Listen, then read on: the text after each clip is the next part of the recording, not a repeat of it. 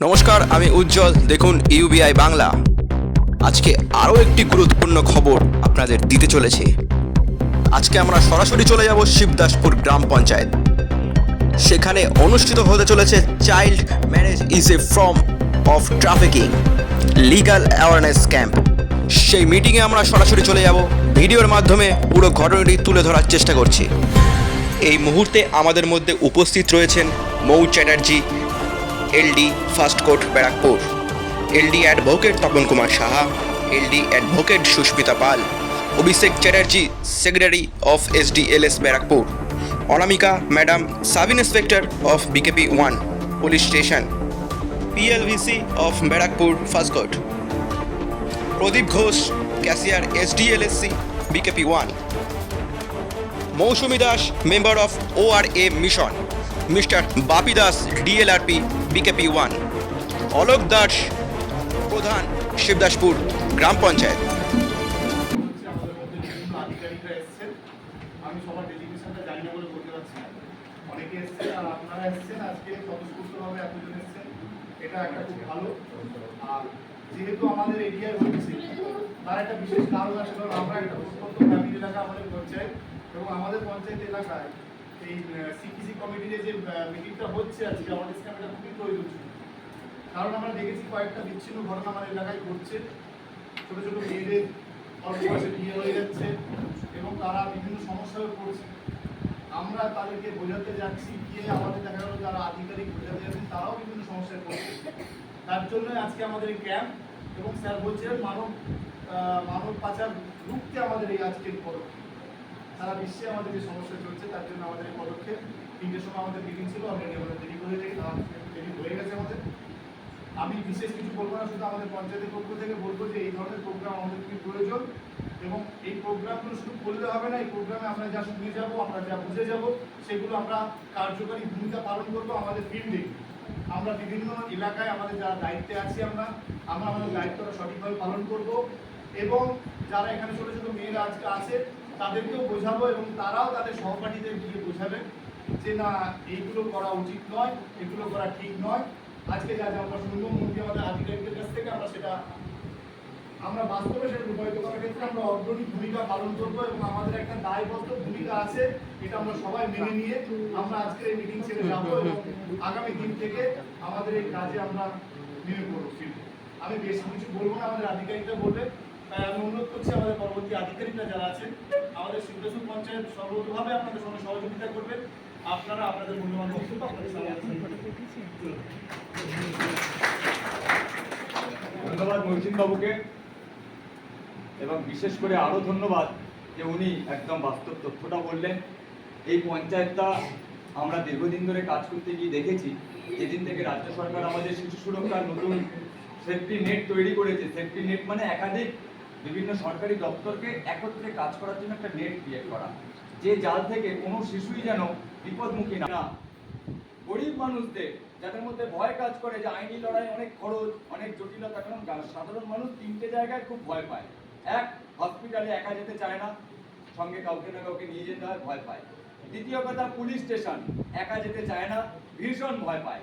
আর 3 নম্বর, গ্রামের মানুষ ভয় পায় উকিল আদালতে। তো আমরা সেটাকে এত সহজ করে দিয়েছি যে গ্রামের মানুষ চাইলেই এই যারা যারা উঠে দাঁড়ালেন, এরাই আপনাকে বন্ধু হিসাবে সঠিক জায়গায় পৌঁছে দেবে। তো সেই ব্যাপারে আইনি সহায়তার ব্যাপারে আরো বিস্তারিত বলবেন মাননীয় তপন কুমার সাহা মহাশয়, যিনি আমাদের মধ্যে উপস্থিত হয়েছেন। আমি তপন বাবুকে বলবো আজকে আমাদের এসডিএলএস এর পক্ষ থেকে প্রথম বক্তব্যটা আপনার মুখ থেকে। নমস্কার, আপনাদের সকলকে তাদের এই সজাগ থাকা, এই কারণেই আমরা এখানে এসেছি। যদি কারোর কোনো অসুবিধা হয়, সাথে সাথে কি করবে, সাথে সাথে বাবা মাকে তো জানাবে। আর যদি পাচার হয়ে গেল তো সে তো আর জানাচ্ছে না, তার গার্জেনদের কি কর্তব্য, সাথে সাথে কাছে যদি পঞ্চায়েত অফিস হয়, পঞ্চায়েত অফিসকে জানাবেন, থানা আপনার বাড়িটাকে থানায় জানাবেন। এছাড়াও আরও কত হেল্পলাইন আছে, চাইল্ড হেল্পলাইন বলে একটা কথা আছে, চাইল্ড হেল্পলাইন নাম্বারটা সবাই জন্য নোট করে রাখবে, 1098। এই নাম্বারটা সবাই সাথে করে উঠতে পারিনি, যার জন্য শিশু সুরক্ষার ক্ষেত্রে আমাদের খুব সন্তর্পণে পা ফেলতে হয়। কারণ শিশু সুরক্ষা এমনই একটা সাবজেক্ট, আমি আমার সহকর্মী মেম্বার সাহেবদের সবসময় বলি যে সমস্ত কিছুর মধ্যে আপনারা অগ্রাধিকার রাখবেন। শিশু সুরক্ষাগত বিষয় কখনো নাক কান হাত সমস্ত কিছু দিয়ে বিচার করে তবেই ওখানে নামবেন। একবার যদি সোজাটা উল্টো হয়ে যায় আপনি বিব্রত হতে পারেন, কারণ শিশু সুরক্ষার সঙ্গে পক্সো যুক্ত হয়ে থাকে। অর্থাৎ এটা একটা জটিল আইন। সেই জটিল আইনে না জেনে গ্রামবাসী তো ভুল করে, মেয়ের বাবা ভুল করে। ফোন হারিয়ে গেলে 10 বার থানায় গিয়ে বলে স্যার ফোন পাওয়া গেছে, মেয়ে হারিয়ে যাওয়ার পর সঠিক সময় রিপোর্টিংটাও করে না। অর্থাৎ না জেনে আইনকে ভুল করা, মেয়ে বলে দিল বিয়ে করে ফেলেছি সেটাকে মেনে নেওয়া, অর্থাৎ দ্বিতীয় ভুল করা। এবং এই মেনে নেওয়াকে পরোক্ষ বিবাহ সমর্থন বলা হয়, অর্থাৎ বাবা জড়িয়ে যাবে। এবং নন বেলেবেল শ্বশুর মশাই জড়িয়ে যাবে। নন বেলেবেল যে ছেলেটা, সে যদি 18 বছরের নিচে হয় জুভেনাইল অ্যাক্টে চলে যাবে। আর যদি 18 বছর একদিন হয়ে গেছে নন বেলেবেল ছাড়া তো পাবেই না। আর যদি পক্সোতে জড়িয়ে যায়, মাননীয় জজ সাহেবরা জানেন 6 মাসের আগে জজ সাহেবরা ডেটও দেন না, এই নিয়ে অফিসাররা বলবেন। অর্থাৎ নন বেলেবেল এবং পক্সোতে সর্বোচ্চ 9 বছর অবধি আপনার শখের ছেলেটা জেল হয়ে যাবে। যেহেতু এই পঞ্চায়েতের ওপর নজরদারি খুব তীব্র, আমরা চাই না এখানে কোনো ইনসিডেন্ট ঘটুক। যে পাশে থাকি না ভাই, জানা না তো কেউ হাই বলে তুমি হাই বলে তো না, এবার হাই বলার পরে তারপর আরেকটু তোমার নাম কি, তোমার দেখতে খুব সুন্দর, তোমার খুব ভালো লাগছে। আমাকে যদি কেউ বলে আমারও খুব ভালো লাগছে, এই বয়সেও ভালো লাগছে। খুব খারাপ দেখতে লোক যদি বলে ভালো লাগছে, ভালো লাগবে তো? হ্যাঁ না না ভালো লাগবে, হ্যাঁ না না, যেটা সত্যি সেটা সত্যি, তুমি এটাকে খণ্ডাতে পারবে না, যেটা সত্যি সেটা সত্যি। এই বোতলটার মধ্যে এক গ্লাস এই জল আছে, তুমি কি এটাকে না বলতে পারবে, অস্বীকার করতে পারবে? যেটা আছে সেটা আসবে, চেঞ্জ করতে পারবে না। ভালো লাগে তো? আর তোমাদের এই বয়সটাতে ভালো লাগাটা ভীষণ স্বাভাবিক, খুব স্বাভাবিক। তারপরে যেটা হবে, তুমি ছেলেটাকে ছেড়ে না, দেখছো দারুণ দেখতে, হ্যান্ডসাম ছেলেরা, হ্যাঁ মানে এইরকম একটা ছেলে তো আমার দরকার।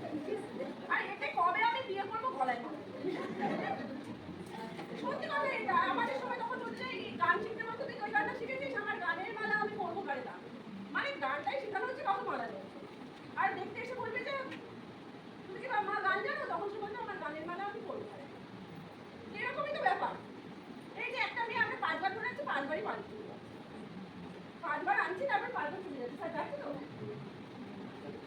এই 5 বার যাওয়ার কারণটা আমরা সবই জানি যে আমাকে বিক্রি করতে পারে, শ্বশুর বাড়িতে গেলে আমার হ্যাঁ কি কারণ, বাবারা কি বলছে, আমাদের বাবার কথা শোনাতে খুব দরকার।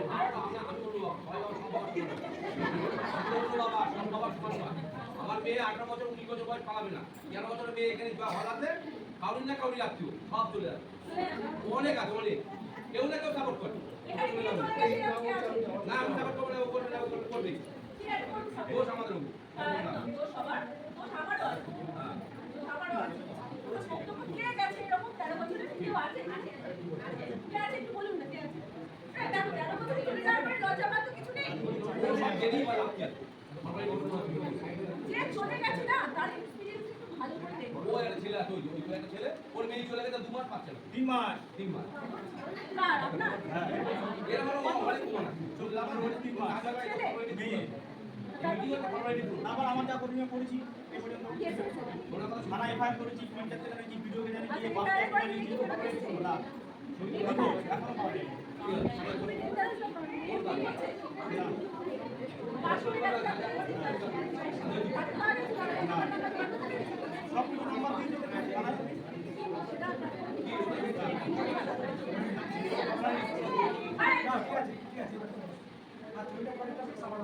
এবার নিয়ে চলে যাওয়ার পর বিয়ে হলো, বিয়ে হলে তোমরা চলে গেলে, খুব সুন্দর একটা ছেলে ভাই বললো, তারপর দেখা করলো, তারপর বললো চলো চলে যায়। অবশ্যই বাবা মাকে বললে বাবা মাকে যেতে দেবে না, দেবে না, তাহলে কি তোমরা যদি চলে যাওয়ার ইচ্ছা বাবা মাকে বলবে? তাহলে এবার বাবা মাও তোমাকে খুঁজে পাবে না কোনোদিন, নিয়ে গেল পরের দিন প্লেনে তুললো, প্লেনে তুলে নিয়ে চলে গেল রাজ্যে। পারে না, পারে না, পারে। তারপর ওখানে কিছুদিন রাখবে, ওখান থেকে পাসপোর্ট বানাবে, অন্য জায়গায় নিয়ে যাবে। তোমার কি ক্ষমতা আছে সেখান থেকে বেরিয়ে আসার?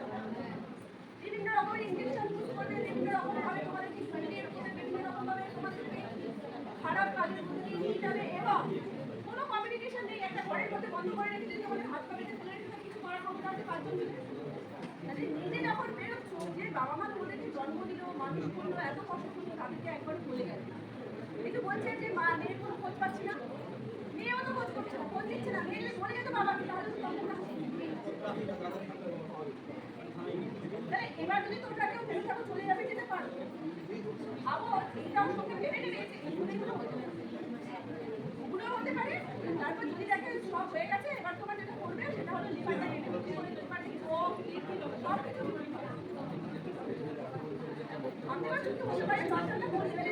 একটু সবাই চুপ করুন, একটু সবাই চুপ করুন। সবাই এটা মেয়েদের হতে পারে, এটা আপনারা মায়েরা মেয়েদেরকে বোঝান। আর ছেলেরাও পাচার করছে, শুধু মেয়েরা হচ্ছে তা না, ছেলেদেরকে বললে লেবার করতে নিয়ে যাও, চলে। এখানে কেউ আর আটকে পারছে না, হঠাৎ করে কমিউনিকেশন বন্ধ, আপনি কার কাছে যান? শুধু লেবার থাকতে গেছে, কাজ করতে গেছে বন্ধ। যেভাবে পাঠাবেন আগে থেকে জেনে বুঝে তারপরে ভেবে কাজ করবেন। ছেলে মেয়ে বয়স্ক এইভাবে আলাদা করে ডেফিনেশন নেই, সবাই এখন পাচারের মধ্যে। আর এই যারা পাচারকারী তারা খুব ভালো, তাদের অর্থনৈতিক ক্ষমতা অনেক বেশি, অন্যান্য ক্ষমতা অনেক বেশি, তারা অনেক বেশি ইনফ্লুয়েন্স করতে পারবে মানুষকে। আমরা সাধারণ মানুষ পারবো না, তাই নিজের প্রোটেকশন নিজের বাচ্চা নিজের কাছে। আমার প্রোটেকশন আমার কাছে, যেমন আমার অধিকারের লড়াইটা আমার, আমার পড়াশোনার শেখাটা আমার কাছে, আমার এস্টাবলিশমেন্ট আমার কাছে। কি এই যে পাচার থেকে নিজেকে এবং নিজের পরিবারকে রক্ষা করা প্রত্যেকের কাছে রয়েছে এই সেক্টর। আপনি তো পুলিশের কাছে পরে আসবেন, আপনারা এই চলে গেলে পুলিশের কাছে কি করবে পুলিশ? কত দূর যেতে পারবে? যদি কোনো কন্ট্যাক্টই না থাকে, মেয়ে তো আপনাকেও কিছু বলে যায়নি, পুলিশ তো ভগবান না, একেবারে আপনি যে ওখানেই আছে সেখানেই আছে। কিছু ট্র্যাকিং মেশিন আছে যেগুলো দিয়ে আমরা ট্র্যাক করতে পারি, সেটা যদি ইউজ না করি হবে না। তাহলে আগে নিজের সাবধান নিজের কাছে, প্রত্যেক মেয়ের নিজের সাবধানটা নিজের কাছে, যে আমার সাবধানতাটা আমাকেই অবলম্বন, আমাকে তো পরে কিছু ঘটনা ঘটে যাওয়ার পর কি আমাকে প্রোটেকশন দেবে সেটা পরের কথা, ঘুরতে না দেওয়াটা মানে যাতে ঘটনাটা না ঘটে সেটা প্রত্যেকে ভালো। আর আমি যেটুকু জানি আমার পাশের বাড়ির তাকে জানাতে হবে। একটা মেয়ে যখন পড়াশোনা করবে তাকে ডিসকারেজ না করে তাকে এনকারেজ করতে হবে, কর তুই পড়াশোনা কর, তুই এগিয়ে যা, তুই চাকরি কর, তুই ভালো কিছু কাজ কর, ব্যবসা কর, যা খুশি তাই কর, কিন্তু কর। অর্থনৈতিকভাবে একটা মেয়ে যখন স্বাবলম্বী হবে না, তখন এই যে সমস্যাগুলো সমাজের অনেক কমবে। যখনই আমি নিজের ইনকাম নিজে করছি, নিজের পড়াশোনা নিজে করছি, আমি মহিলা হিসেবে আমার মেয়েকে পড়াতে পারছি, তখন তো বাবা দিক বা না দিক আমি তো করিয়ে দিতে পারছি। সেইটা আগে স্বাবলম্বী হবে, তারপর বিয়ের কথা ভাবা উচিত। যে আমি কিছু করছি, যেভাবে হোক আমার নিজের খাবারটা আমি ইনকাম করতে পারছি, আমার নিজের বাচ্চাটা আমি ইনকাম করতে পারবো। যদি কোনো খারাপ সিচুয়েশন আছে আমি আমার বাচ্চাকে নিয়ে থাকতে পারবো,